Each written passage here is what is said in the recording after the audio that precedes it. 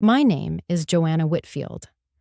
I'm 65 years old, a widow, and for most of my life I worked quietly behind the numbers as a certified public accountant. I built ledgers when other women built gardens, though in time, I learned that tending roses and tending balance sheets required the same patience. That morning, I pinned a small silver brooch to my jacket and told myself I was ready to hear my late husband's final words. If you've ever walked into a room where every eye has already decided who you are, stay with me. What happened inside that room changed the course of my family's life and reminded me that silence, when grounded in truth, can speak louder than laughter. The mahogany table stretched nearly the length of the old law office in Savannah. Sunlight slipped through tall windows, pooling over documents stacked in neat rows. At the head sat Alex Garner, my husband's estate attorney, calm as a clock. Across from me, my son Mark adjusted his cufflinks without meeting my eyes. Beside him, his wife Sophie straightened a silk scarf and whispered something that drew a grin from my stepson, Chad. Alex cleared his throat. "Thank you for coming. As you know, we're here to read Mr. Whitfield's will." Sophie leaned forward before he could continue. "We'll make this simple," she said, her voice bright as glass. "We'll take the mansion and the company. She can keep her garden." The words landed like a slap dressed in perfume. For a breath, no one moved. Then came the laughter, quiet at first, then fuller, rolling across the table. Chad chuckled, shaking his head, as if the remark were clever. Mark managed a nervous smile, the kind a man wears when he fears both sides. I folded my hands and felt the edge of my wedding band press against my palm. The scent of roses I'd brought in earlier clung faintly to my sleeve. It steadied me. Alex's gaze flicked toward me, then back to the others. "Mrs. Whitfield's garden, yes," he said evenly. "But before any assumptions, we'll proceed according to the documents." Sophie's laugh thinned. Of course," she said. "We're just teasing." But her eyes slid over me again, measuring, dismissive. She noticed the modest string of pearls at my neck, the one Harold had given me our first Christmas. "Cute necklace," she murmured to Mark. "Vintage is making a comeback." Mark didn't answer. He shifted in his chair, tapping the table, as if the rhythm might hide his discomfort.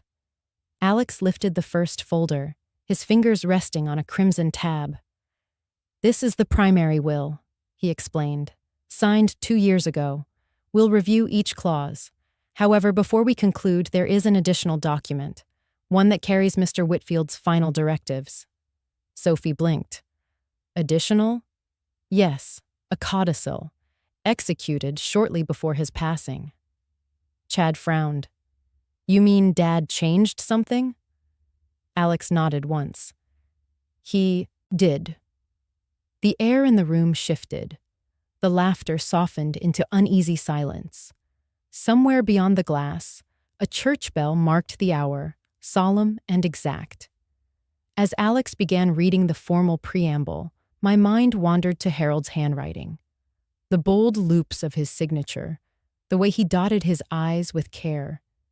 He'd told me once, "The truth doesn't shout, Joe. It waits." Sophie crossed her legs, the click of her heels sharp against the marble floor. "Well, I hope this doesn't take all day," she whispered. "We have a meeting with the decorator." I glanced at her hands, manicured and gleaming, then at Mark's tense jaw. The silence between them told stories neither dared to confess. Alex continued, voice steady. The legal phrases stacked neatly. Bequeath, devise, assign. They washed over the table like measured waves. I listened, not for favor, but for fairness. Each line built a bridge toward something inevitable. When he paused to turn a page, Sophie leaned back, smiling thinly. "Really, Joanna," she said, "you'll love the guest house once we redo it. We'll keep some of your flowers for nostalgia." Her words brushed against me like thorns, small but deliberate. I breathed in through my nose, slow and quiet, tasting the faint sweetness of the roses I'd clipped that morning. Their petals were pale ivory, edges touched with pink. Harold had named that variety Grace's Promise. Alex closed the first folder and placed a second on top, this one sealed with a gold sticker. "We'll review this next," he said. "It contains Mr. Whitfield's most recent instructions, dated 72 hours before his passing." Mark straightened, color draining from his face. Chad's hand froze midway to his coffee. Sophie laughed again, too loud this time. "Oh, come on," she said. "You're not telling us he scribbled something last minute?" Alex met her eyes. "Not scribbled. Signed, witnessed, and notarized." Silence folded over the room.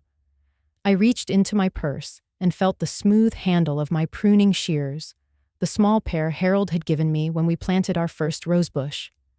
My fingers closed around them, not in anger, but remembrance. Every cut I'd ever made in the garden had been for growth, not destruction. I set the purse beside my chair and lifted my chin. Whatever waited inside that envelope, I would meet it the same way I met every storm, rooted, steady, and unafraid. Justice, like a rose, begins in the soil no one sees. The room felt smaller after Alex mentioned the codicil. Even the air carried weight, as if the walls themselves leaned closer to listen. He broke the seal with practiced care, and for a moment, the crisp sound of tearing paper was the only thing anyone could hear. "This," Alex began, sliding a single sheet into the light, "is the codicil. It was executed 72 hours before Mr. Whitfield passed. It carries the full force of his final intent." Mark's fingers drummed against the table. "Dad never told me about another document." Alex adjusted his glasses. "He prepared it privately. It amends ownership details and specifies fiduciary control."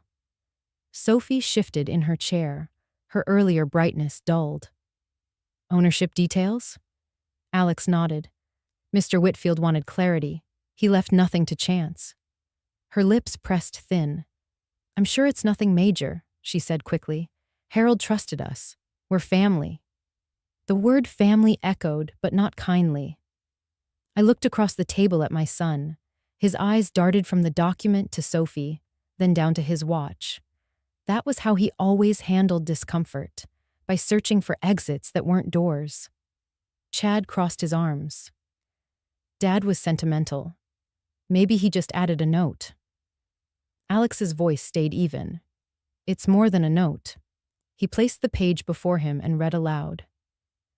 "This codicil shall supersede any prior assignment of property or authority not recorded in the original will. The amendments reflect Mr. Whitfield's considered judgment after consultation and review." A slow hush fell. Even Sophie's breathing grew shallow. I kept my hands folded in my lap, fingertips brushing the faint lines of callus formed by years of pruning. Beneath the polished surface of that table, I traced circles against my skin and thought of Harold's steady hand guiding mine through old ledgers. He used to say, "Keep every receipt, Joe. Someday, truth will ask for proof." Alex continued, outlining the clauses. Clause 1 revisits the estate deed. Clause 2 addresses executive authority of the operating company. Clause 3 defines oversight for financial compliance. Mark swallowed. "So, oversight means what exactly?" "It means," Alex said gently, "that certain decisions require sign-off from the appointed trustee." "And who's that?" Sophie asked. Alex didn't answer right away. He simply set his pen across the page, aligning it perfectly with the margin, as though precision might cushion the blow. "We'll reach that shortly," he said. Sophie forced a laugh that didn't land. "I'm sure Harold named Mark. He's the eldest son. That's tradition." Chad leaned back, smirking. "Technically, I'm older." "That's not what I meant," she snapped. their voices tangled, brittle as dry stems. Alex let them fade before he spoke again. Mr. Whitfield wasn't guided by tradition. He was guided by accountability. I glanced at the photograph hanging above the fireplace. Harold in his navy suit, the hint of a smile behind serious eyes. It was taken the year we opened our first office. We'd signed the lease together, hands inked from drafting contracts. He'd said then, "If we build it right, it will outlive our pride." Sophie turned toward me. "You look awfully calm," she said. "Aren't you curious what's in there?" "Curiosity is best served after listening," I replied. She tilted her head, studying me as if silence itself were arrogance. Mark coughed softly, staring at his clasped hands. Alex resumed reading, voice low, deliberate. The codicil spelled out each revision in careful language. Words like trustee, oversight, revocation moved across the page, like chess pieces claiming their squares. Outside, a gull cried above the river. The sound slipped through the open window and faded into the hush that followed each sentence. By the time Alex folded the document, the room seemed colder. He placed the page back in its envelope and sealed it with a single touch. "These are Mr. Whitfield's last instructions. All supporting documents will verify their authenticity." Mark exhaled through his nose. I didn't know he was still making changes. "He wanted order," Alex said, "and peace." Sophie crossed her arms. "Peace? This sounds like control from beyond the grave." I looked at her gently. Sometimes peace requires structure. Her eyes narrowed, but she said nothing. Alex gathered the files into a neat stack. "We'll review the deed next. It will clarify ownership of the primary residence and corporate shares." Sophie forced a smile. "Good. Then we can move on." I glanced once more at Harold's photograph. The light from the window caught the edge of the frame, glinting like a quiet signature. Every promise he ever made to fairness lived inside that glint. In the hush that followed, I felt his presence settle like sunlight on paper, warm, patient, waiting for truth to reveal its form. Alex placed a heavy binder on the table. Its spine bore a single label: Property Deed and Operating Agreement, Rosecliff Estates. He flipped it open, the hinges creaking in the silence. One by one he laid out copies, each stamped and notarized, the ink dark against cream paper. "This," he said, tapping the first page, "is the recorded deed for the Whitfield Mansion, dated June 3rd, 1998. Ownership is vested under the Joanna Whitfield Living Trust." Sophie blinked, uncomprehending. "What?" he repeated, calm and certain. "The property belongs to the living trust established by Mrs. Joanna Whitfield." Chad leaned forward. "That's impossible. Dad built this house." "Indeed," Alex replied, "and he placed it under joint trust management. The grantor and trustee is Mrs. Whitfield. The deed is valid, witnessed, and filed with the county clerk." Mark's chair scraped against the floor. "Mom, is that true?" I nodded once. "Your father and I built it together. He wanted long-term security." Sophie's face flushed. "So what does that mean? Are you saying—" "I'm saying," Alex cut in, "the mansion isn't part of the distributable estate. It has remained under the living trust since its inception. No transfer, no lien, no reassignment." The room went still. The same people who had laughed minutes earlier now searched for words that would not come. Sophie's polished nails tapped the table, the rhythm quickening with her breath. "Surely," she said, forcing a laugh, "there must be a mistake. Harold wouldn't do that without telling us." Alex opened another folder, revealing an affidavit sealed with a blue ribbon. "Mr. Whitfield reaffirmed this trust annually. Here's the latest update, recorded last spring. You'll also find an operating agreement assigning corporate authority to the same entity." Chad frowned. "Operating agreement?" "Yes. Alex said. Rosecliff Enterprises. Mrs. Whitfield holds the executive seat. That was formalized before Mr. Whitfield's illness. Sophie's voice rose. You mean she owns both the house and the company? Alex folded his hands. She manages them. Ownership follows management under trust law. Mark's eyes found mine. Shame flickered across his face, soft but visible. I met his gaze without anger. Your father wanted order, I said quietly. He trusted I would maintain it. Sophie opened her purse with sudden urgency, perhaps looking for an argument she could hold. The contents shifted. A small leather wallet fell to the floor. When she bent to pick it up, several papers slid out and scattered like loose petals. Chad stooped first, gathering the slips. His brow furrowed. What's this? Sophie snatched them back, too late. Alex reached for one, eyes narrowing as he scanned the text. An invoice from Milan, jewelry appraisal, and a travel itinerary labeled Italy Luxury Collection. Sophie's hand trembled. Those are personal. Alex's tone remained professional. They appear to be recent, and the amounts are substantial. Mark rubbed his temples. Sophie, when did you... She pressed her lips together. It doesn't matter. We'll sort it out later. Actually, Alex said, it will matter. These records suggest expenditures drawn from estate accounts. We'll verify sources before final reconciliation. Her shoulders stiffened. You're implying I did something wrong. No implication, he replied. Just documentation. Chad leaned back, muttering under his breath. Guess we're not the only ones surprised today. I took a slow breath, eyes resting on the rose-patterned curtains framing the window. Outside, the late morning light glimmered on the garden pond. The reflection of clouds drifted across the water, calm and certain of their path. Inside, certainty had become scarce. Sophie avoided every eye. Mark stared at the floor. The laughter that had filled the room earlier now seemed like something from another life. A careless melody silenced by fact. Alex gathered the documents into a precise stack. For the record, the deed and agreement stand uncontested unless legal proof suggests otherwise. Until then, Mrs. Whitfield's authority remains intact. Sophie exhaled through clenched teeth. Fine, if that's how he wanted it.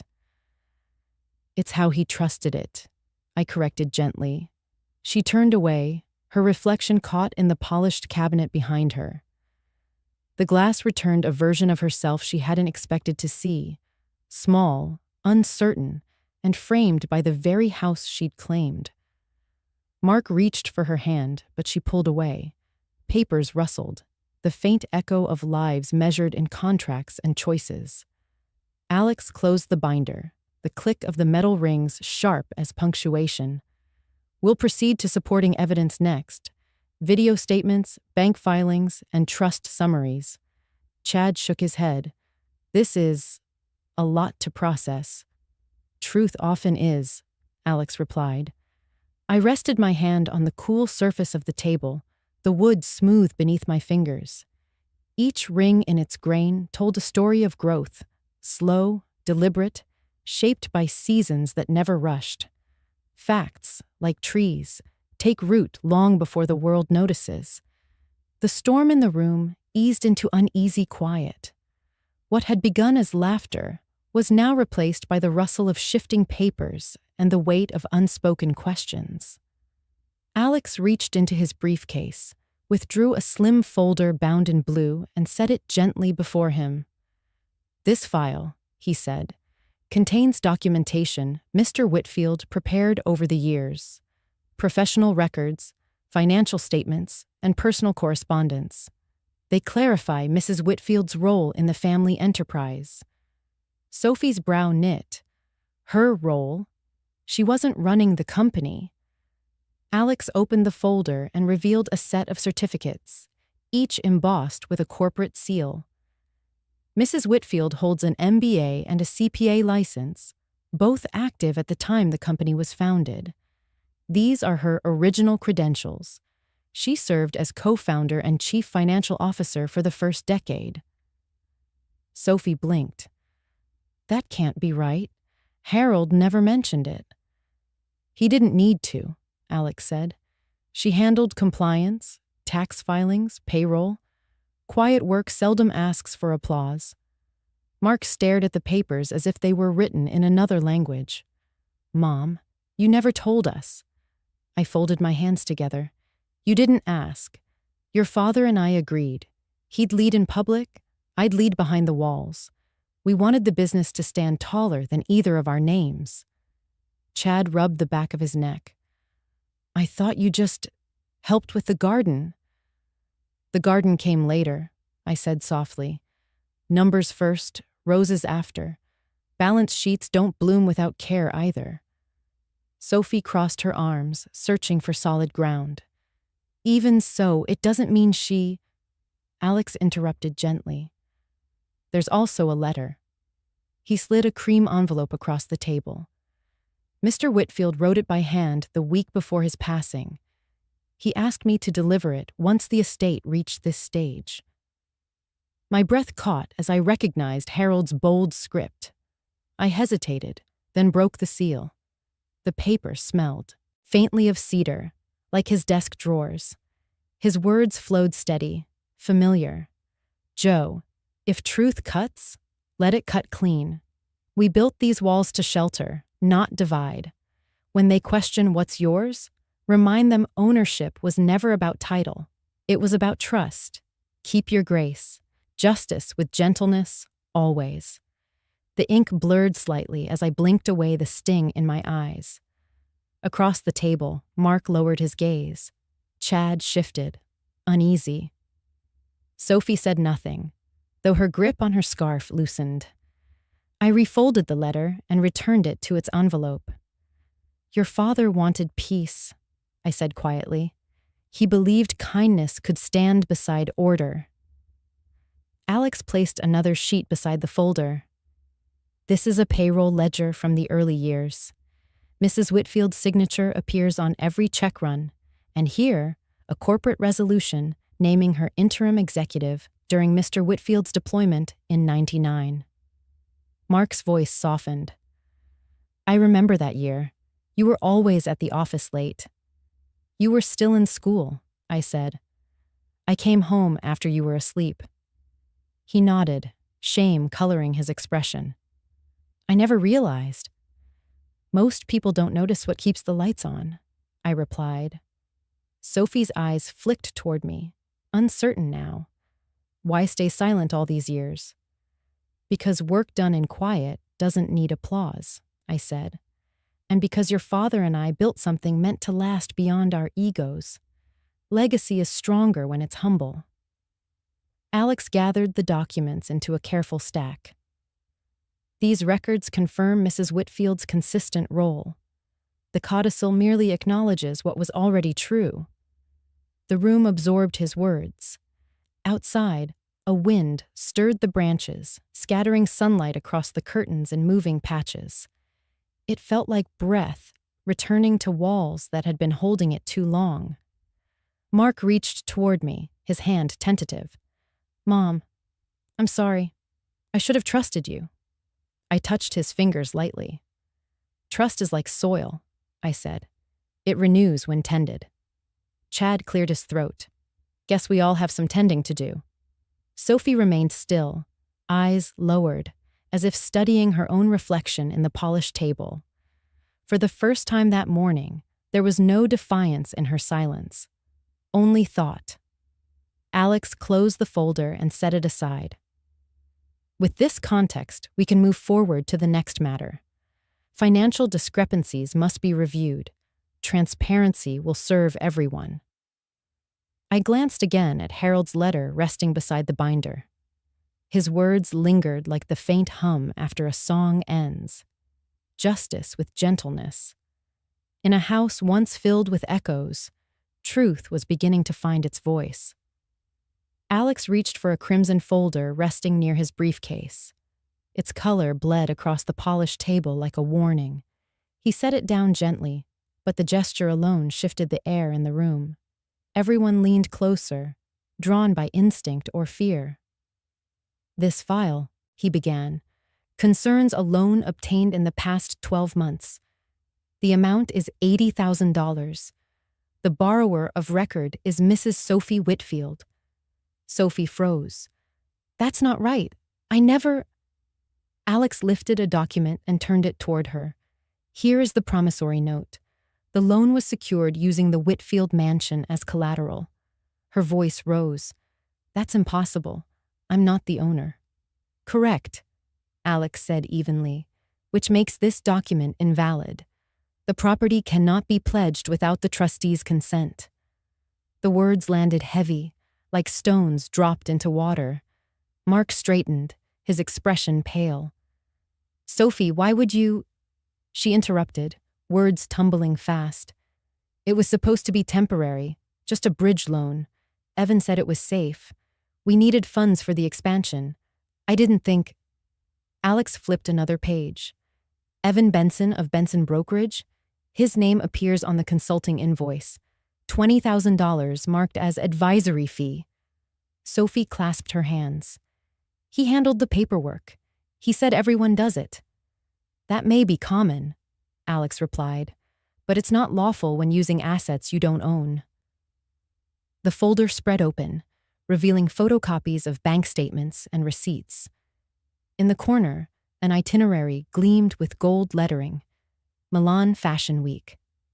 Next to it, a jeweler's invoice listed a diamond ring, 6 carats, purchase confirmed 2 months prior. Sophie's breath quickened. "Those aren't related." Mark's voice cracked. $80,000, Sophie. Was this for the business or for vacations?" Tears welled behind her eyes. "It was supposed to make us look capable. Investors judge appearances." I looked at her, steady but not cruel. "Appearances fade. Paperwork remains." She pressed a trembling hand to her forehead. "I didn't mean harm. I just wanted us to seem successful." Alex's tone softened, but stayed firm. "Intent doesn't erase ink. The loan exists. The collateral is fraudulent. If contested, the bank could pursue charges. However, since the true owner never authorized it, there's recourse through correction, not punishment." Mark sank back into his chair. "How do we fix it?" "By acknowledgement and restitution," Alex said. "The lender will void the lien once repayment begins. Funds misallocated from joint accounts must be restored, and Mrs. Whitfield, as trustee, will determine appropriate terms." All eyes turned toward me. The garden outside shimmered under noon light, every leaf trembling with wind. I took a breath, measured by memory. "We'll correct what's broken, but correction isn't indulgence." Sophie swallowed. "Does that mean you'll press charges?" "No," I said, "but forgiveness comes with structure." She nodded slowly, shoulders sinking under the weight of her own choices. Alex arranged the papers into a tidy row. "For record keeping, we'll need signatures confirming the admission. Once filed, the fraudulent pledge will be cleared. Mrs. Whitfield's trust remains unencumbered." Sophie wiped her eyes with the edge of her sleeve. "I thought I was helping."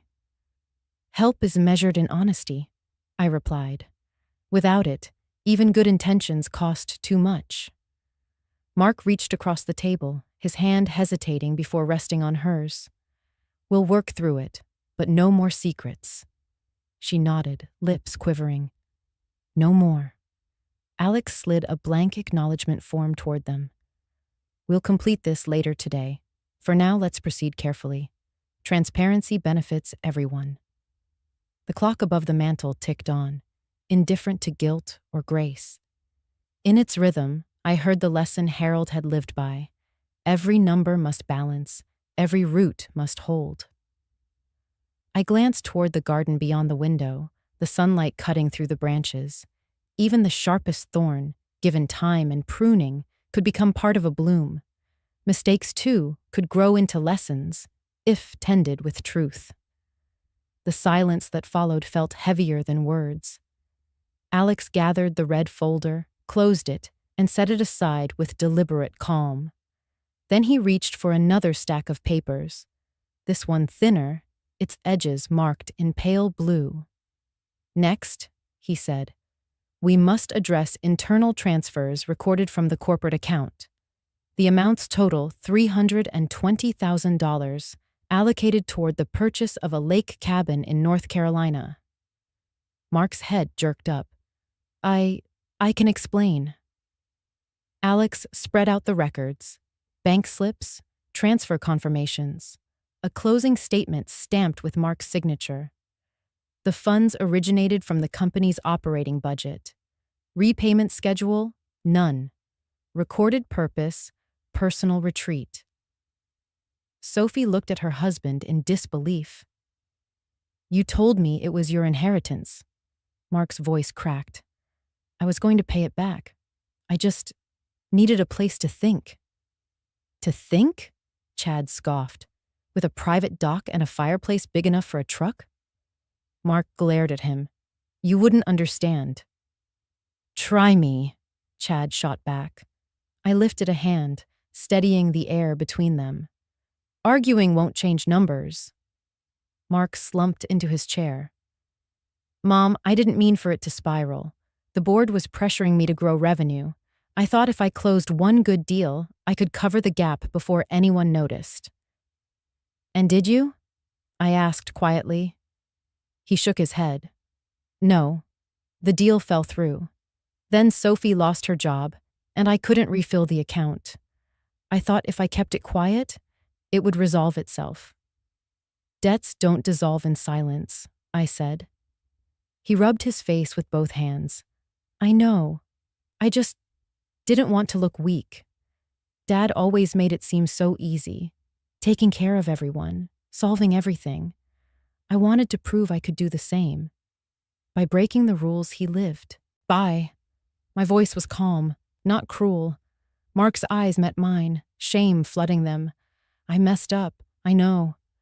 Sophie's tone softened, guilt still shadowing her own confession. We both did.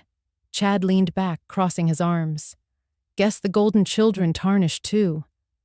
Enough, I said. The word carried no anger, only finality.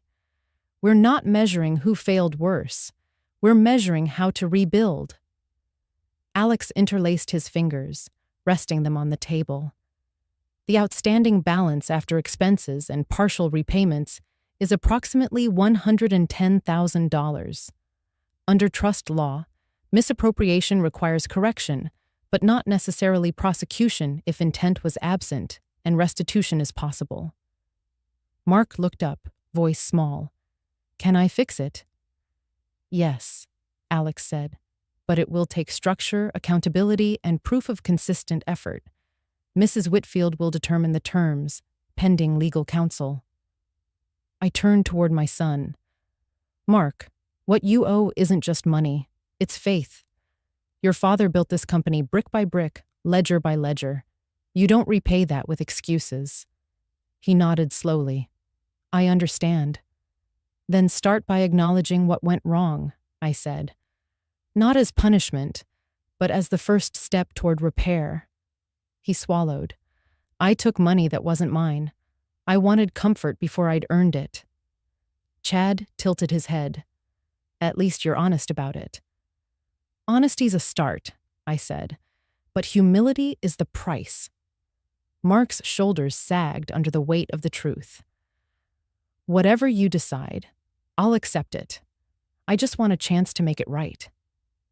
I studied him, the boy who once built forts in the garden, who'd grown into a man still searching for approval in all the wrong places. Pride had driven him, but love could still steer him home. Alex stacked the papers neatly. We'll outline repayment terms in the settlement. Until then, the trust remains intact. Transparency, as always, protects everyone. Sophie reached for Mark's hand. This time, he didn't pull away. Their fingers interlaced, two people finally facing the same direction.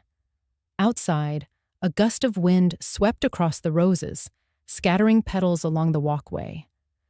Through the glass, I watched them settle softly on the ground, fragile but unbroken. Every mistake has its season, and every season carries the chance to bloom again. The afternoon light dimmed, as if the sky itself shared the heaviness in the room. Alex drew the final column of figures across a legal pad, his pen steady, deliberate. When he looked up, his expression was calm but firm. After reviewing both accounts, he said, the combined liabilities total approximately $250,000. That includes the unauthorized loan, the luxury purchases, and the cabin balance. All entries are verified. Sophie lowered her gaze to the table. Mark exhaled, the sound more like surrender than breath. Chad leaned forward, elbows resting on his knees. "That's $250,000, he muttered. "How do you even start to fix that?" Alex folded his hands. "With honesty first, then structure." I traced the grain of the table with my fingertips. The wood felt cool beneath my skin, grounded, unchanged by turmoil. "Debt isn't only about money," I said quietly. "It's about weight carried and lessons learned. You can repay a balance sheet, but rebuilding character takes longer." Mark nodded slowly. "We'll sell the cabin." Sophie's voice was thin. "And I'll return the jewelry." "Good," I replied. "But repayment without reflection is just another transaction." Mark looked up. "You're right. We've been careless." Alex glanced toward me. "Mrs. Whitfield, as trustee, you have authority to cover the debt if you choose. Shall we prepare a transfer?" I shook my head. "No, I can pay. I won't." The air shifted, startled into stillness. Even the clock seemed to hesitate between ticks. Sophie's voice wavered. "You'd let us face this alone?" "I'll let you face the truth," I said, "because shielding you now would rob you of the chance to grow." Mark's shoulders slumped. "I never wanted to take advantage of you." "I know," I said softly, "but good intentions can't balance books." He pressed a hand to his chest. "Then tell me what to do." "You'll rebuild what was lost," I said. "Not just the funds, but the trust behind them. You'll learn to make every dollar carry meaning again." Chad crossed his arms. "Harsh lesson." "Necessary one," I answered. The room fell quiet. Beyond the window, a breeze stirred the roses, their petals trembling against the fading light. It reminded me of late evenings with Harold, counting receipts at the kitchen table while the scent of the garden drifted through the open door. He used to say, "Mercy isn't soft. It's strength measured by restraint." Alex closed the ledger. "I'll prepare a proposal outlining repayment through labor and wage adjustment. It ensures accountability without legal action." Mark nodded. "Whatever it takes." Sophie's eyes glistened. "We don't deserve your patience." "Patience isn't given," I said. "It's earned."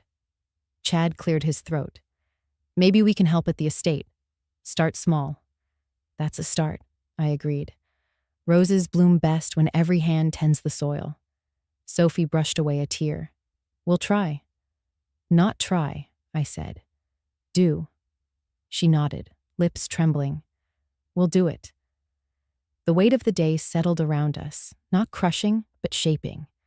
There is a kind of silence that follows truth, the kind that clears space for rebuilding. When Alex gathered his files, the last rays of light caught the edge of Harold's photograph on the wall.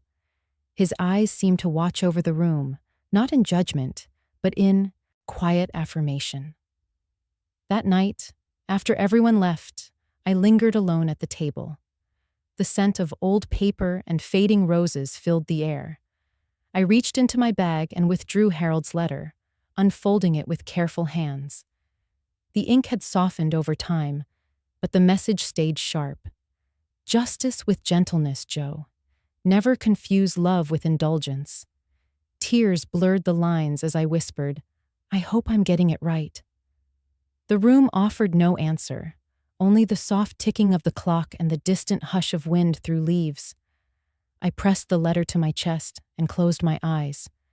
Grief and resolve shared the same heartbeat. Mercy, I realized, was not the absence of pain. It was the choice to hold it until growth began. Justice isn't cold. Its warmth withheld until earned. Morning light spilled through the tall windows, soft and golden, brushing warmth over the table that yesterday had carried tension and tears. The same room that had witnessed confession now waited for renewal. Alex arrived early, carrying a folder the color of fresh leaves. He placed it before me with a quiet smile. This, he said, is the green folder. It documents Rosecliff Estates Landscaping, the company you founded 25 years ago. I thought it might help clarify the scope of your operations. Sophie glanced at the cover, puzzled. The garden business? Yes, Alex replied. Or rather, the branch that began as a garden business. He opened the folder and spread its contents across the table. Page after page displayed contracts, balance sheets, and certificates of completion from resorts across the Southeast. Logos from coastal hotels and mountain lodges appeared beside signatures and payment seals. Mark leaned closer. 12 resorts? Correct, Alex said. Rosecliff manages landscaping, maintenance, and seasonal decor for 12 major properties. Current valuation, approximately $3.2 million. Staff count, 50. Chad whistled low. That's not just a garden.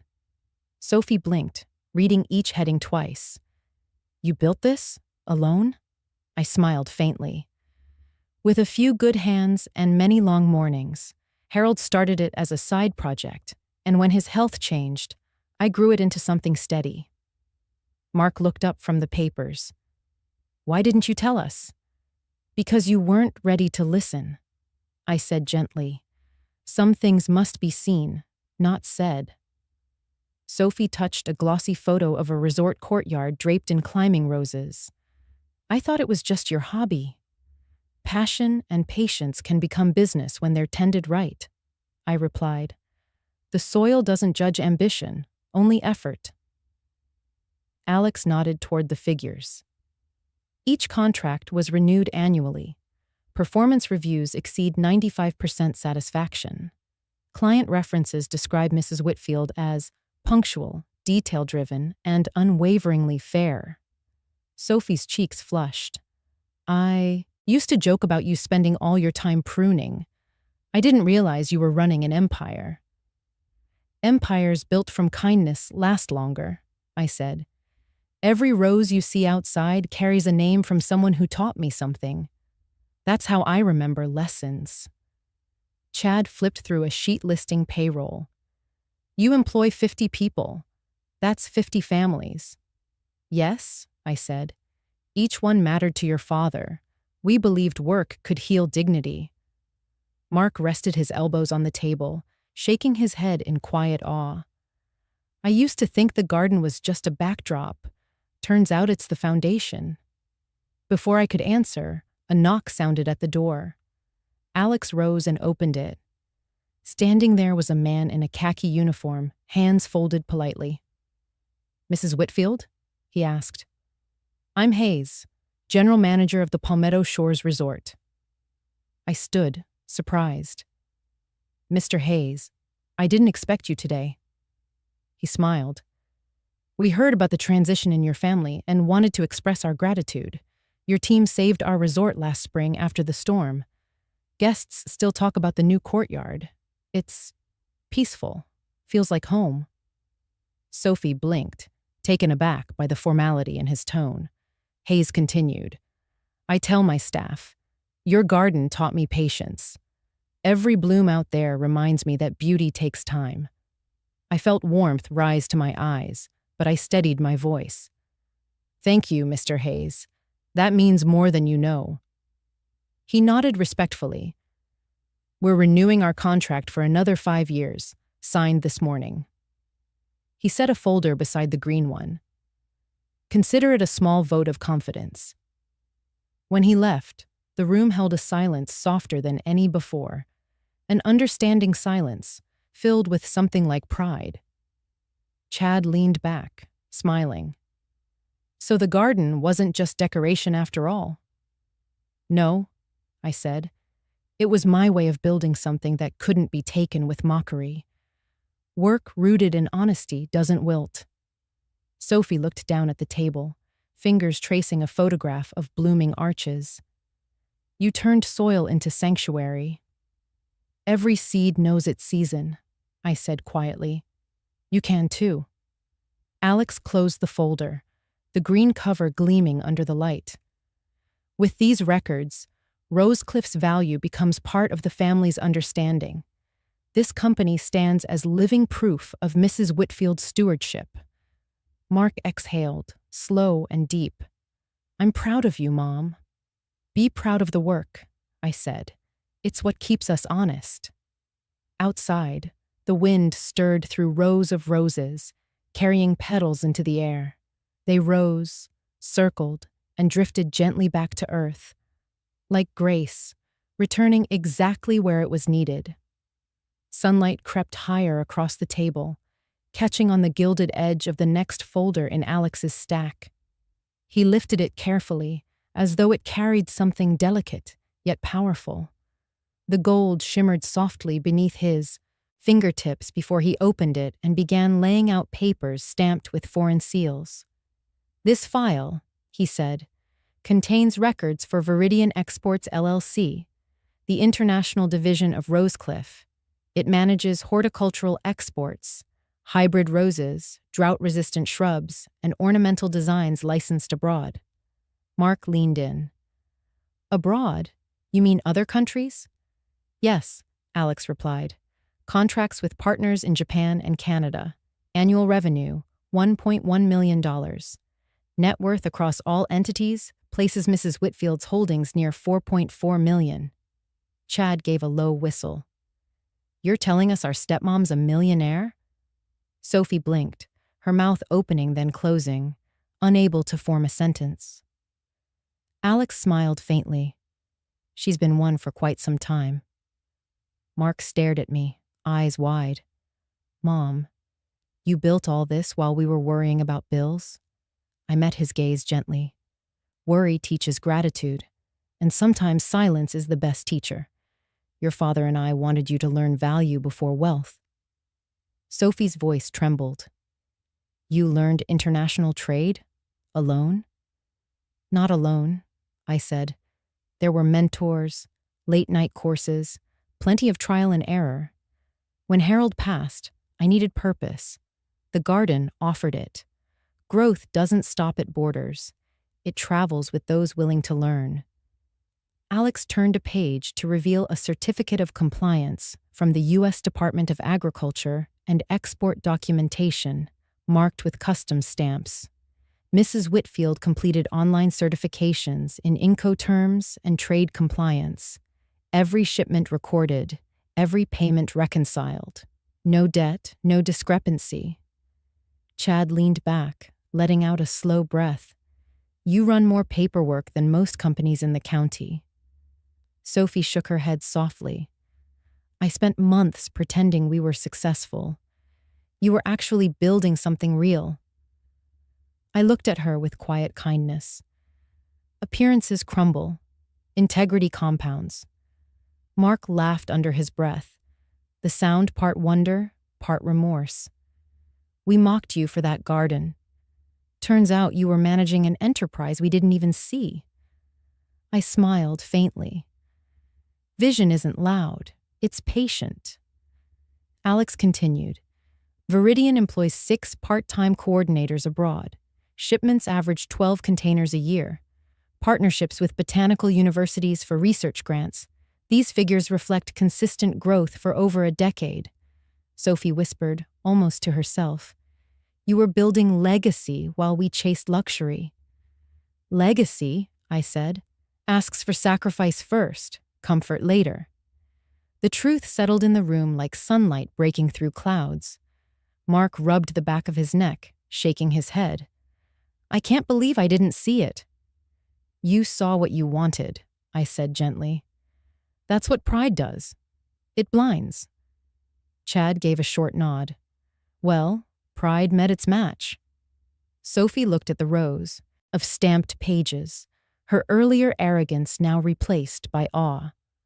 All those evenings you spent outside, working under the lights, I thought you were just passing time. I was preparing tomorrow, I said. Work done in dusk looks invisible until morning. Alex closed the gold folder with quiet satisfaction. With this, the full picture is clear. Rosecliff isn't just stable, it thrives. Mrs. Whitfield's stewardship secured not only this estate, but every livelihood connected to it. The codicil reflected foresight, not favoritism. Mark leaned forward, his voice low, earnest. You saved us, didn't you? Without saying a word. I rested a hand over his. I didn't save you. I planted structure. The rest is up to you. Sophie nodded slowly, eyes shimmering. We owe you more than apologies. Don't owe me, I said. Owe the future your honesty. The clock chimed the hour, its sound clear and bright. Outside, sunlight washed the rose bushes until they gleamed gold, each bloom a quiet testament that growth, like grace, doesn't announce itself. It simply becomes undeniable. Chad exhaled, voice barely above a whisper. We mocked a millionaire. No, I said softly. You mocked a gardener, and that's what I'll always be. The room filled with stillness, not of shame, but of recognition, the kind that turns regret into resolve. The afternoon sun angled through the blinds, striping the table in warm gold and quiet shadow. Alex unfolded a document thick with clauses and seals, each page marked by signatures yet to come. He smoothed it flat before us. This, he said, is the consent settlement agreement. It offers a lawful, restorative path forward. Every party will sign voluntarily, acknowledging responsibility and commitment to correction. Mark leaned forward, scanning the first lines. You've already drafted terms? They follow standard fiduciary guidance, Alex replied. Mrs. Whitfield has reviewed them conceptually. Today we refine and confirm. Sophie's eyes darted across the page. Is this punishment? No, Alex said. It's education through structure, rehabilitation, not reprisal. I folded my hands atop the table. This isn't about taking from you. It's about giving you the chance to rebuild the right way. Alex pointed to the first clause. Outstanding debts total $250,000. Under this agreement, the principal will reduce to $70,000 if the signatories meet each condition faithfully over the next 5 years. Mark lifted his gaze. 70? That's manageable. Conditional, Alex emphasized. Any violation reverts the amount to full balance plus interest and fees. Sophie swallowed. And the conditions? Alex turned to the next page.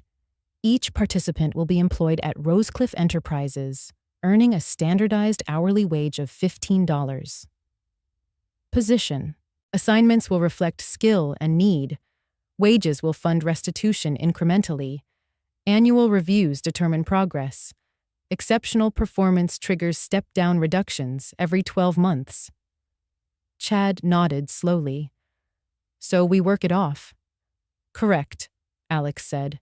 Not merely in labor, but in learning discipline. Sophie's brow furrowed. We'd be starting over. Exactly, I said. Starting honest. Mark exhaled. I deserve that. Alex continued. Clause 4. All expenditures require joint approval from supervisory accounting. No discretionary spending beyond essentials until restitution completes. Clause 5. Attendance mandatory for weekly financial workshops conducted by the CFO, Ms. Patel. Sophie looked down at her hands. This feels strict. I met her eyes gently. Freedom without foundation collapses. These walls will teach you how to stand. Mark nodded, voice quiet. We'll follow it. Alex added, Clause 6.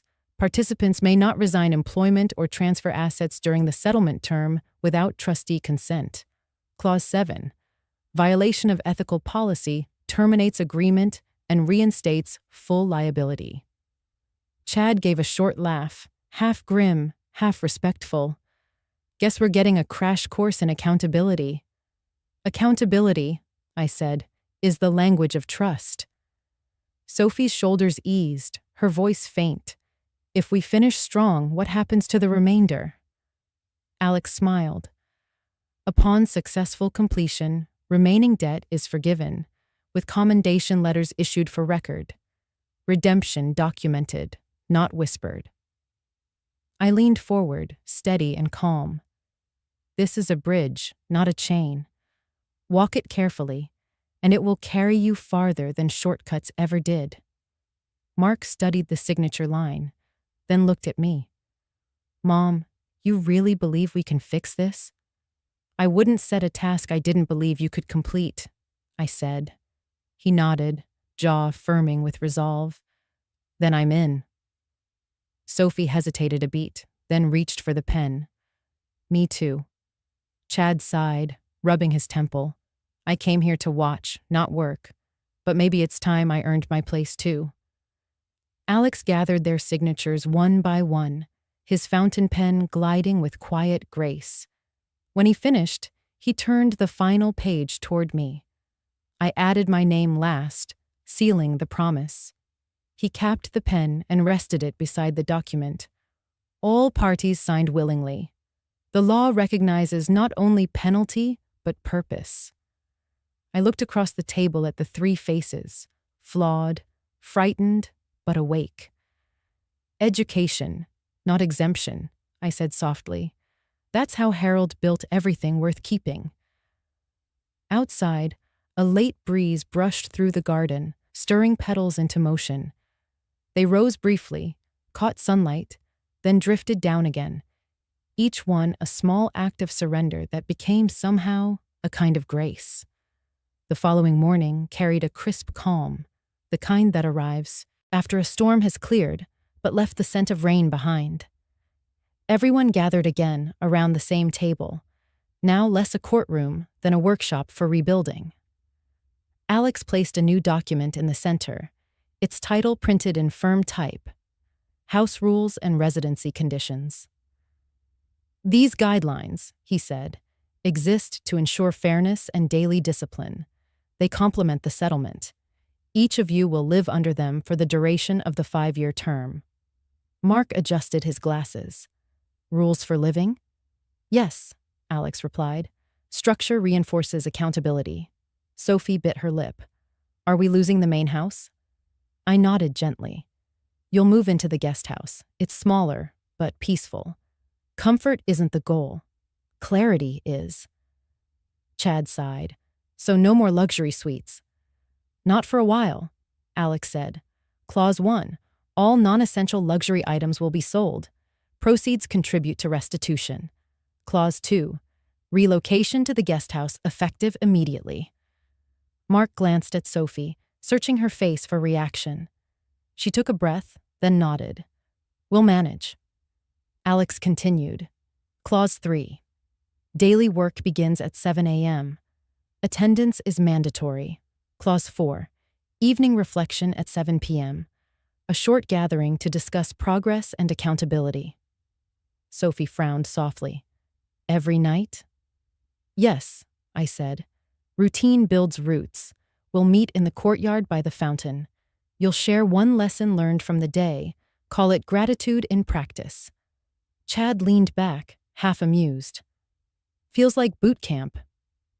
Feels like a second chance, Mark countered. Alex turned another page. Clause 5. No private access to corporate accounts. Monitoring will occur through shared transparency logs, reviewed weekly by the CFO. Participation is by consent. No surveillance, only oversight.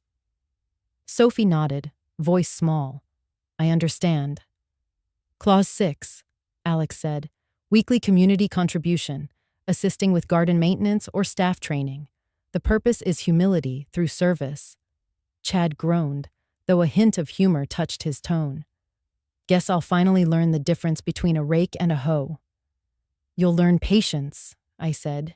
Tools teach more than titles. Alex looked toward me. Mrs. Whitfield, do you wish to add anything? Yes, I replied. One simple rule, honesty first. If you struggle, speak. Silence breeds shadow. We can't fix what we can't see. Mark straightened, shoulders squared. Understood. Sophie clasped her hands. If we follow all this, will things ever feel normal again? Better than normal, I said. They'll feel earned. Alex nodded. Clause 7. Periodic evaluations.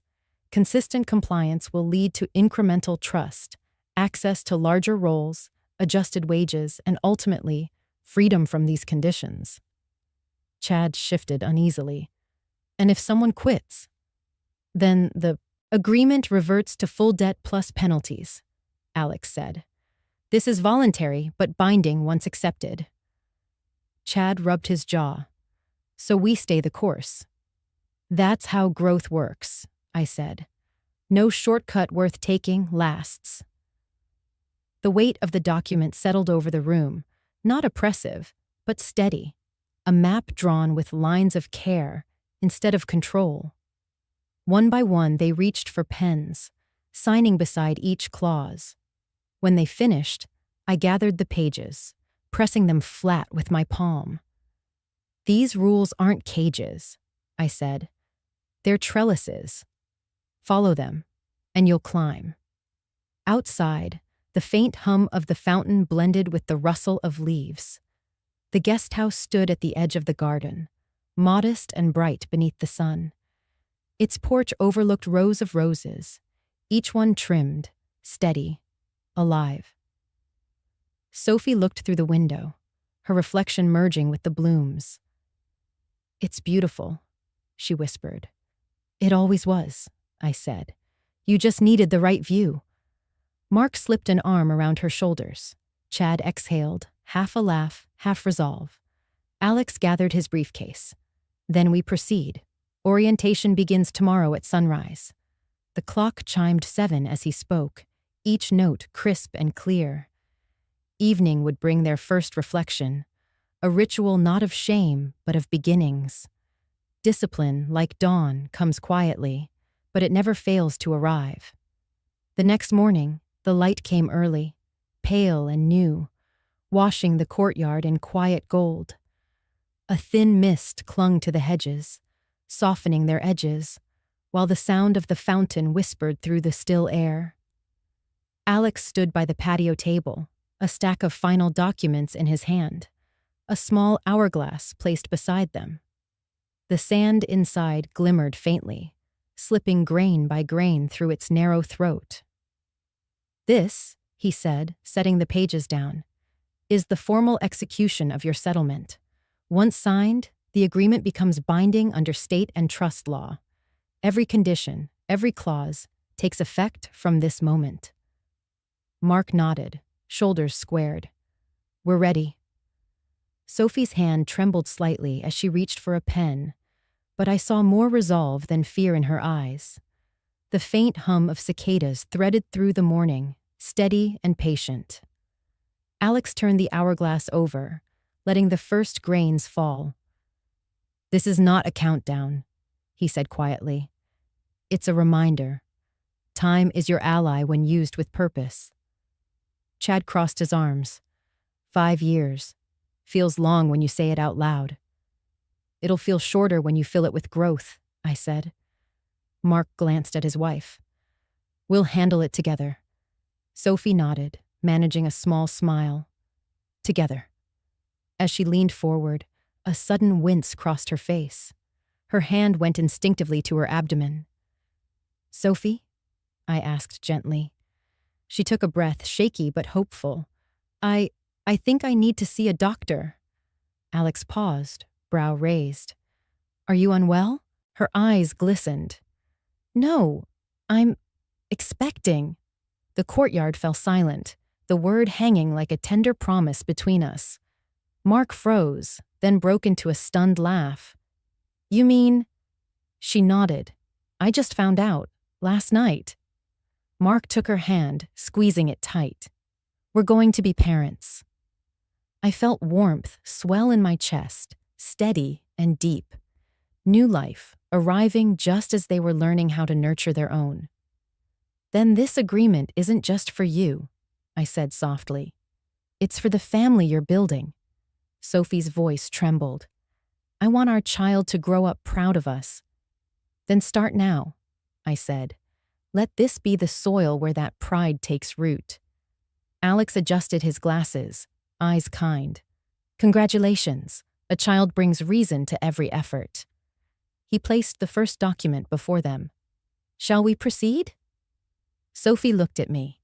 "May I borrow a pen?" I opened my purse and withdrew Harold's fountain pen, the same one he'd used to sign their wedding gift years ago, the same one that had inked every deed in our family's history. Its black lacquer gleamed softly in the light. "Use this," I said. "It's more than ink. It's a promise kept." Her fingers hesitated before wrapping around it. "Thank you." Alex pointed to the first line. "Sign here. Each signature affirms understanding and willingness." Sophie pressed the nib to the paper, her hand steady now. Mark followed, then Chad, his strokes bold and certain. When the pen returned to me, I added my name last, the curve of each letter echoing the countless documents Harold and I once signed side by side. Alex gathered the completed pages, slipping them into a protective sleeve. All signatures confirmed, effective immediately. The final grains of sand slid through the hourglass, landing in a soft mound below. He turned it upright again. "Time begins anew," he said. Sophie cradled her hands over her midsection, eyes closed for a moment, as if listening to a rhythm only she could hear. Mark drew her close, resting his forehead against hers. I watched them quietly, the image folding into memory. Youth bending toward responsibility, love tempered by consequence. Harold's voice echoed faintly in my mind. "Justice, Joe, when mixed with love, becomes legacy." I glanced at the fountain pen gleaming in the sun and whispered to the still morning, "Justice with love." Outside, the roses lifted toward the light, opening one petal at a time, as though the garden itself had heard and answered. The months that followed unfolded like chapters written in soil and sweat. Spring turned to summer, and with it came early mornings scented with dew and determination. The guest house lights flickered on before dawn each day, and by sunrise, 3 figures walked side by side down the gravel path toward the garden, heads bowed, tools in hand.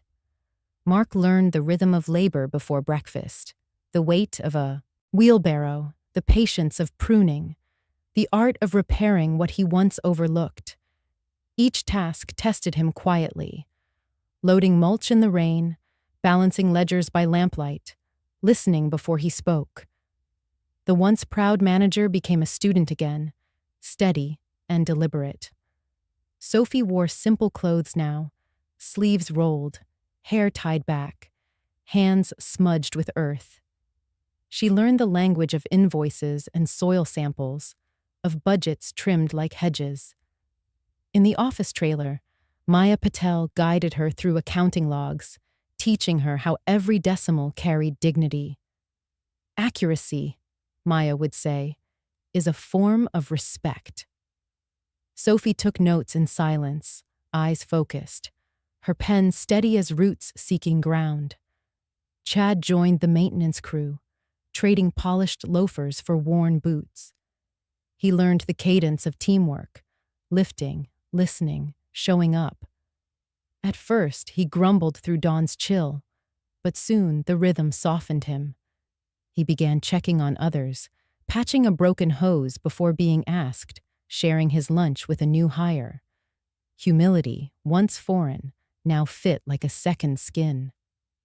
Every evening, as the clock reached 7, they gathered in the courtyard. Candles flickered on the fountain's edge. Sometimes they spoke of progress. Other times they sat in companionable silence, the sound of water their shared prayer. One night, Mark looked at me across the table. I used to think leadership meant control. Now I see it means service. Sophie nodded beside him. And gratitude isn't weakness, it's awareness. Chad smiled faintly. Turns out the dirt teaches more than the desk ever did. I listened, saying little, pride warming quietly behind my composure. Growth doesn't shout. It settles in the heart like sunrise. Slow, certain, undeniable. By the 6th month, Rosecliff Estates flourished like never before. Contracts expanded, the staff doubled. GM Hayes returned with news of a major deal, a 5-year partnership with a luxury resort chain in Hawaii, valued at $1.5 million. During the signing, Hayes clasped my hand. Your family's transformation changed more than this company. It changed how we see business, with patience, with grace. He turned to Mark, Chad, and Sophie, smiling. Your garden taught me patience. Mark blinked, caught off guard by the words, then looked toward me. We're just following the example planted here. Sophie's eyes shimmered, not with shame, but with pride. We're learning how to grow without taking. Chad chuckled softly, and without shortcuts. That evening, as the sun sank behind the hedges, I walked the rows of roses alone. The petals glowed amber in the fading light, each bloom a quiet testament to labor redeemed. I paused beside the fountain, where reflections of my children wavered in the water, bent but unbroken. Harold once told me that forgiveness is a seed, not a sentence, that it demands tending, sunlight, and time. Watching them now, I finally understood what he meant. When the day's work ended, Mark stayed behind to clean the tools. Sophie organized invoices in neat stacks. Chad swept the courtyard, humming under his breath. None of it was for praise. It was simply who they were becoming. As I turned toward the house, a breeze swept through, scattering petals across the path. They landed softly at my feet, pale and luminous in the dusk. Redemption, I thought, is quieter than regret, but far more lasting. Tomorrow would bring more work, more dawns, more lessons. But tonight, the air smelled of promise. Autumn crept in softly, tinting the edges of the garden gold. The air carried the scent of rain and ripening fruit, a gentle reminder that every season asks something new of the soul. Work continued, steady and sure, until one gray morning when the rhythm faltered. Sophie was missing from roll call. Mark stood by the fountain, checking his watch. She wasn't feeling great last night, he said, worry darkening his eyes. I'll drive to the clinic. I nodded. Go. Family first. By noon, he returned with shoulders slumped and eyes rimmed red. They've admitted her. It's early. Too early. She's in preterm labor. The courtyard fell silent. Even the fountain seemed to hush. Chad rose from his bench. What do you need? Mark's voice shook. Time. Just time with her. I reached for my ledger, the same one that tracked every clause and condition. The ink lines blurred slightly as I turned to the section titled Attendance and Wage Compliance. Rules gave order, but life often asked for grace. Alex arrived within the hour, summoned quietly. Together, we reviewed the agreement under the porch light. Clause 7 allows temporary modification in emergencies, he said. You may authorize a compassionate leave with adjusted hours. Work restored later, debt balance intact. I looked up from the page. She's still under medical care? Yes, Mark said. The doctors say every hour matters. Then your place is with her, I answered. He blinked, startled. But the rules... Rules serve growth, I said. Not grief. His voice cracked. I don't deserve this kindness. No one earns compassion, I said. They're simply trusted to carry it forward. I wrote the amendment myself, the pen gliding slow and steady. 6-week leave, restoration plan to follow. No penalty. Accountability resumes upon recovery. I signed my name, then slid the paper toward Alex for witness. He added his signature. Legally sound, he said softly. Morally stronger. Mark folded the page with trembling hands. Thank you, Mom. Go, I said. She needs you more than any ledger does. When he was gone, I lingered by the open window, watching rain trace patterns across the glass. The garden blurred beyond it, rows of roses bowed under the weight of water, yet still holding their blooms, upright. Strength, I thought, was never the absence of softness. It was the choice to hold steady in a storm. 2 weeks later, Mark returned with eyes tired but bright. Sophie had delivered a small, fragile girl. She's early, he said, voice hushed, but fighting. I placed a gentle hand on his arm. So are you. He nodded, emotion catching in his throat. We named her Grace. Then let her grow in it, I said. Chad smiled faintly. Seems fitting. For the next month, Mark split his days between hospital halls and the garden, catching up on tasks after sundown. Not because I asked, but because gratitude carried its own discipline. When Sophie finally came home, thinner but glowing, the courtyard filled with light again. During their first evening reflection, Mark read a note aloud. Mercy tests power. Power proves itself through mercy. He folded it carefully, tucking it beside the amendment I'd signed. Sophie sat close, their daughter cradled in her arms, a tiny hand curling toward the sky. She'll know this place, she whispered. She'll grow up seeing what second chances look like. I smiled, watching the infant's fingers grasp the air. Then she'll learn that strength blooms where love is lawful. The fountain murmured softly behind us, and for a moment, the world felt perfectly balanced. Law and tenderness, order and grace, each completing the other. Winter came quietly, settling over Savannah with the hush of distant bells. The roses slept under burlap wraps, their stems trimmed and waiting for spring. Inside the study, a fire flickered low as Alex arranged a fresh stack of papers across the desk. Maya Patel stood beside him, her calm precision reflected in every column of figures. We've completed the audit, Alex said, sliding one document forward.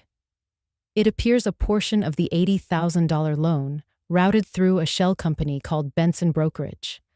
Sophie stiffened in her chair. Evan Benson, she murmured. He said it was a consulting firm. Maya met her gaze gently. It's not. The address links to a P.O. box. No staff, no tax filings, no client list. Funds arrived from your transfer, then disappeared into private holdings. Mark frowned. So he used her name to cover his tracks? Partially, Alex said. He created the illusion of shared liability. But paper trails tell truth. We have wire confirmations, time-stamped signatures, and mismatched invoices. Sophie's hands trembled as she clasped them together. He told me everyone moved money like that it was just smart accounting. I studied her face. Behind the guilt there was clarity, the dawning recognition that deceit thrives in borrowed confidence. Did you sign anything you didn't read? She nodded slowly. I trusted him. I thought, if it looked professional, it was safe. Trust without verification is surrender, I said. But knowledge can rebuild what ignorance destroys. Maya laid a second folder beside the first. We traced 3 transactions from the same shell company to offshore accounts. With your cooperation, we can assemble a full timeline for investigators. Sophie blinked, startled. Investigators? Yes, Alex said. Financial Crimes Division. They'll handle the prosecution. Your cooperation can reframe your role from participant to witness. Truth told early carries weight. Mark reached for her hand. You should do it. It's the right thing. Sophie exhaled, slow and unsteady. I want to. I need to. He used my name, my signature. I have to make it right. I nodded. Then start by telling everything you know. Every date, every conversation, every document. She straightened, resolve building behind her voice. He approached me last year, said he could restructure assets to make us look wealthier on paper. I didn't ask questions. I wanted to impress you, to fit in. When he sent forms, I just signed. Did he profit? Maya asked. Yes. He took a cut from every transfer. I thought it was a fee. Alex made notes with quiet efficiency. We'll forward these to the Department of Financial Integrity. You'll be summoned for a statement. Cooperation will count toward restitution credit. Sophie looked at me, eyes pleading. Will this undo everything? No, I said. It will untangle it. Lies bind tighter than debt, but truth cuts clean. Tears welled but didn't fall. I thought success meant shortcuts. It means stewardship, I said softly. Evan mistook cleverness for wisdom. Don't follow him down. Mark gave her hand a squeeze. We'll face it together. Maya gathered the documents, her tone measured. Evan's record shows other victims. Your evidence could help them too. Sophie's voice steadied. Then let's help them. Alex slipped the folders into his briefcase. We'll deliver everything this afternoon. Once the case opens, Benson will answer to the law. Outside, wind pressed against the shutters, carrying the faint scent of rain. The garden, stripped bare, waited for its return. I rose from my chair and rested a hand on Sophie's shoulder. Winter tests roots, I said. If they're real, they hold. She looked up at me through tear-bright eyes. Thank you for not giving up on me. Justice doesn't abandon, I said. It redeems. As the fire crackled, the last page slipped into the envelope, evidence sealed, consequence set in motion. Somewhere beyond the cold, spring was already stirring. Spring arrived with soft rain, each drop tracing silver lines across the garden paths. Dawn came earlier now, pale and forgiving, spilling through the trellis where new rosebuds had begun to bloom. The courtyard, once the stage for humiliation, now opened like a chapel, its silence filled not with shame, but with peace. That morning, I stood by the fountain, pruning shears resting loosely in my hand. The air smelled of earth and wet petals. Behind me, footsteps crunched across the gravel. 3 sets, steady and unhurried. Morning, Mom, Mark said, his voice calm, sure. Beside him, Sophie carried a small basket of seedlings. Chad followed with a coil of hose draped over one shoulder, a faint smile playing across his face. We gathered in a circle beneath the pergola. For 6 months, we'd met here at 7 a.m. sharp, each reflection more genuine than the last. But today felt different, lighter somehow, as if the garden itself sensed the shift inside them. Mark spoke first. We've reached the end of the first year. He paused, glancing toward the guest house beyond the hedge. I thought I'd miss the comfort of the mansion. Turns out I don't. I've learned more in that little space than in all those rooms combined. Sophie smiled softly, touching the basket's rim. The guest house taught me simplicity and gratitude. I don't chase appearances anymore. I build roots. Chad nodded. Guess I learned that leadership starts with showing up. Early, not late. He chuckled under his breath. Didn't see that coming. I looked at them, their postures straight, their faces open, no longer burdened by pretense. Growth looks good on you, I said. You've kept your promises. Sophie handed me the basket. Inside lay a cluster of tiny white seedlings, fragile but eager. "We planted these in honor of the garden's next season," she said. "They're called peace lilies." I touched one leaf gently, its edges trembling under my fingertips. "A fitting name," she smiled. "We wanted to give back what this place gave us." Mark glanced toward Chad.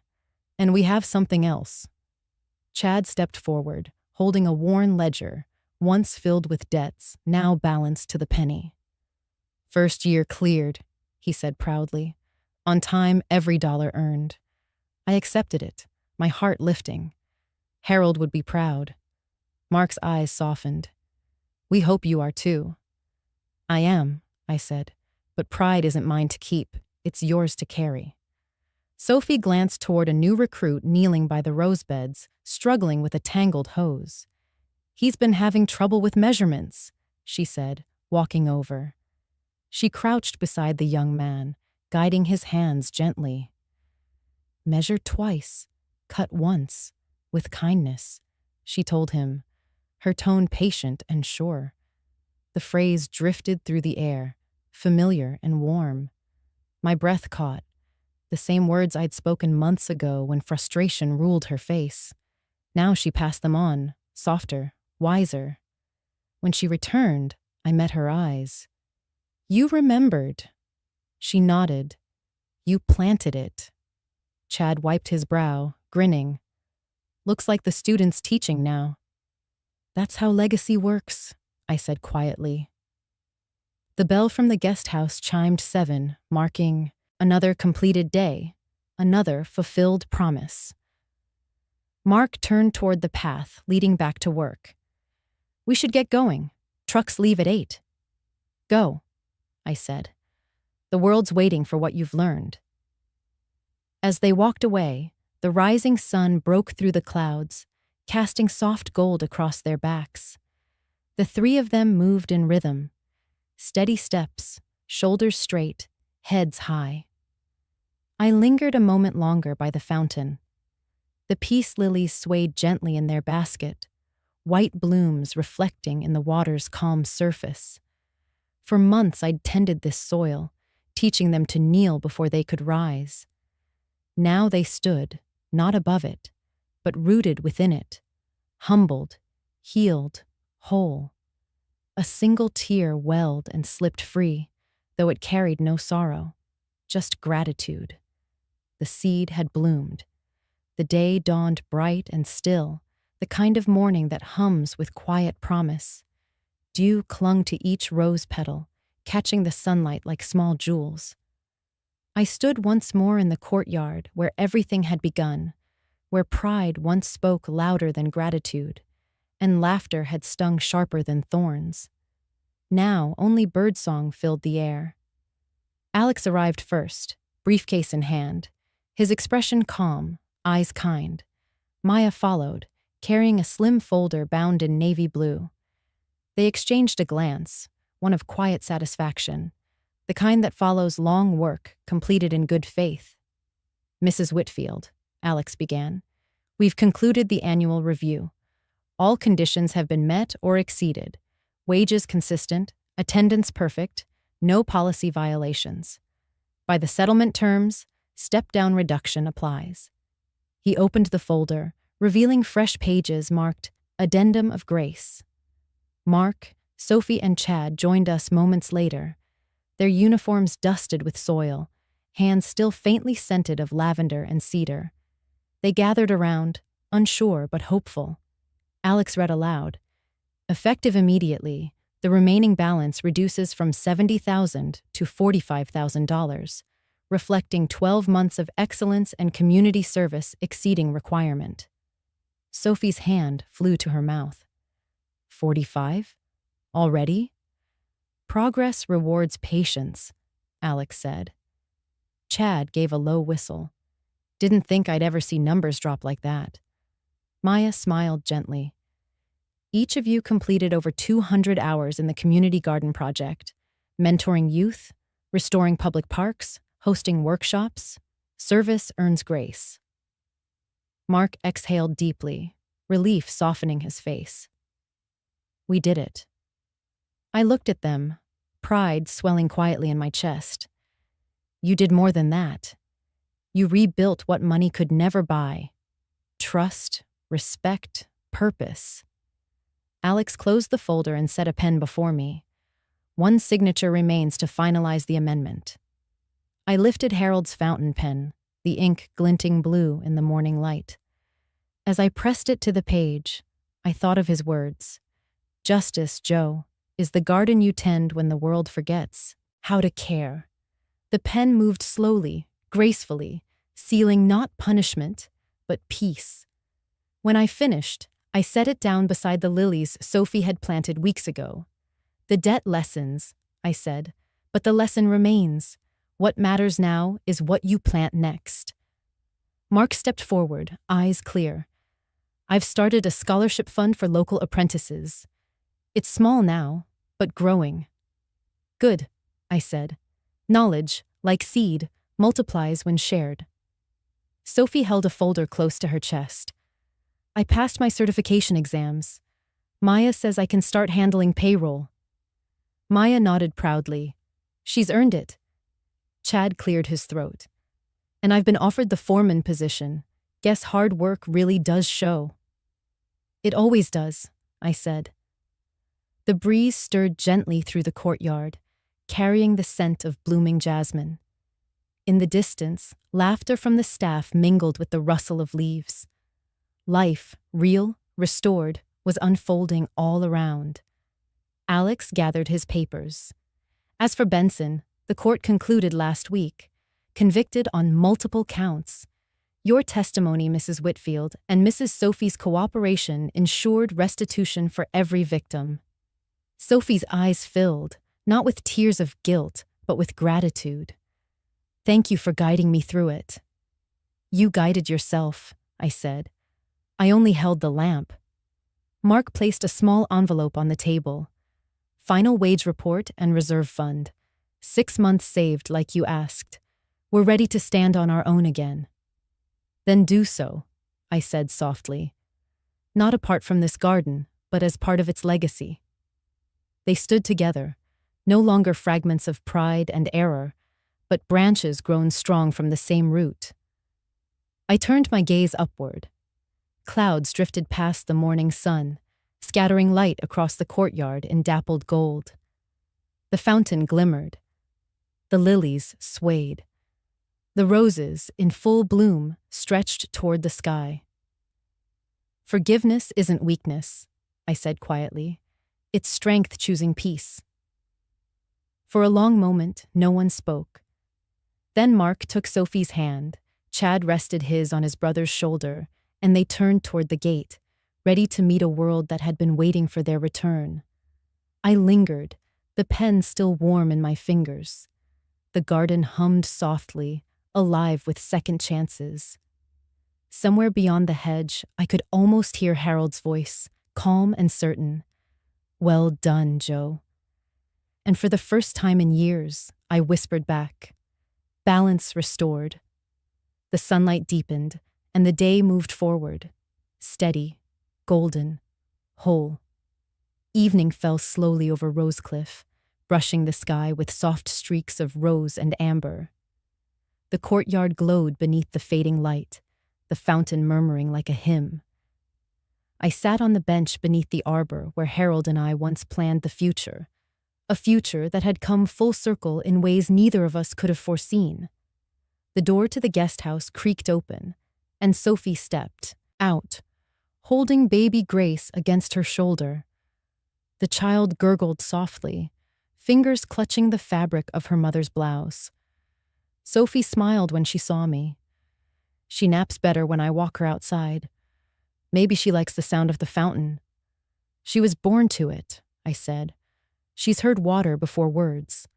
Sophie joined me on the bench, rocking gently. She's growing fast. It feels like every sunrise, she's someone new. That's what healing looks like, I replied.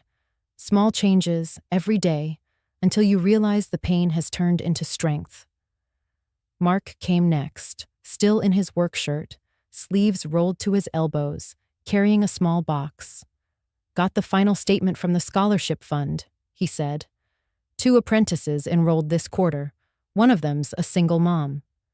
I smiled. "You're giving what you once needed most, opportunity." He sat beside Sophie, slipping an arm around her shoulders. "Feels right. Feels earned."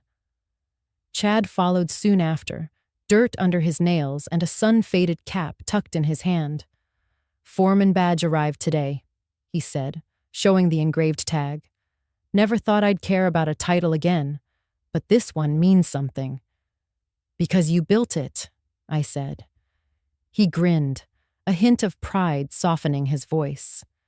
"Guess humility finally taught me worth." We sat together in easy silence, listening to the rhythm of water and wind. The air carried a gentle sweetness from the jasmine vines climbing the stone wall. Sophie looked toward the garden, rows upon rows of roses glowing in the last light. "Do you ever miss the mansion?" she asked softly. "No," I said. "I miss nothing that required losing myself to keep." Mark nodded slowly. "We used to think wealth was measured in things. Turns out, it's measured in what you can give back." I reached for his hand. "You've given more than you realize. This garden isn't mine anymore. It's yours, and hers, and every pair of hands that shaped it." Sophie glanced down at her daughter. "She'll grow up seeing what love looks like when it's disciplined, and what discipline looks like when it's kind. Then she'll be richer than any of us ever were," I said. Chad leaned forward, elbows on his knees. "You know, I used to joke that roses were just decoration. Now I catch myself trimming them after hours." "Roses forgive carelessness," I said. "They bloom again when given another chance." The clock in the hallway chimed 7, the sound warm and familiar. Reflection hour. We rose together, crossing the courtyard to the table where the ritual began a year ago. I lit a single candle, its flame bending in the breeze. Mark spoke first. "Today, I taught a new hire how to read the balance sheets." He reminded me of myself, eager, nervous, proud. I told him the same thing you told me. Numbers don't lie, but they can teach. Sophie smiled. "I stayed late to finish payroll. Every paycheck feels like a promise kept." Chad added, "We finished the west wall ahead of schedule. The team didn't rush. They cared. That's new." I looked at them, light flickering across their faces. "Your father used to say, a family's worth isn't proven in comfort, but in character. Tonight, you've shown both." A soft coo rose from Grace's cradle, where she slept under the canopy. Her tiny hands twitched, dreaming perhaps of a world built on steady love. Sophie brushed a tear from her cheek. "I'm grateful for every hard day that led here." I placed a hand over hers. "Gratitude is the final harvest." The candle flame steadied, reflected in the fountain's rippling water. Around us, the roses swayed in rhythm with the wind, as if bowing in quiet approval. For a long while, no one spoke. Words were no longer needed. The garden told our story now, rooted in repentance, grown through labor, blooming in grace.